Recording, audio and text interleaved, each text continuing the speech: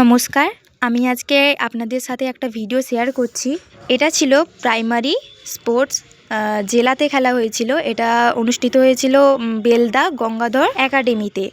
আর গতকাল 4 জানুয়ারি 2026-এ অনুষ্ঠিত হয়েছিল। এটা ছিল বালক গ বিভাগের যোগা কম্পিটিশান। আমি দুটো ক্লিপ দেখাচ্ছি, আপনারা নিজেরাই দেখে বলুন কোনটা ঠিক কোনটা ভুল। লটারি সিস্টেমে অনেকগুলোই ব্যায়াম করার কথা ছিল, তার মধ্যে একটা ছিল ধনুরাসন। এবং এই দুটো জায়গার মধ্যে দেখতে পাবেন দুটো ডিফারেন্স। দুটো স্টুডেন্টের ক্ষেত্রে ডিফারেন্সটা বুঝতে পারবেন। সবাইয়ের পক্ষে তো জানা সম্ভব নয়, তাই তাদের জন্য আমি এই ছবি নিয়মাবলী এবং এই যোগার ছবি আমি দিচ্ছি।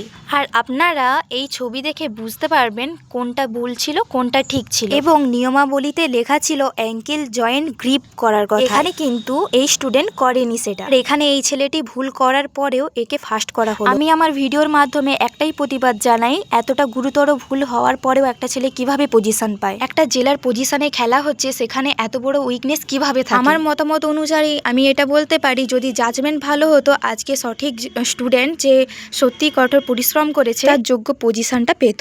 এই জেলার স্পোর্টসের যারা কর্মকর্তা রয়েছেন তাদেরকে অনুরোধ করব সঠিক পদক্ষেপটা নেবেন, এবং আপনারা যারা ভিডিও দেখছেন তারা আপনাদের মূল্যবান মতামতটা কমেন্ট বক্সে জানাবেন।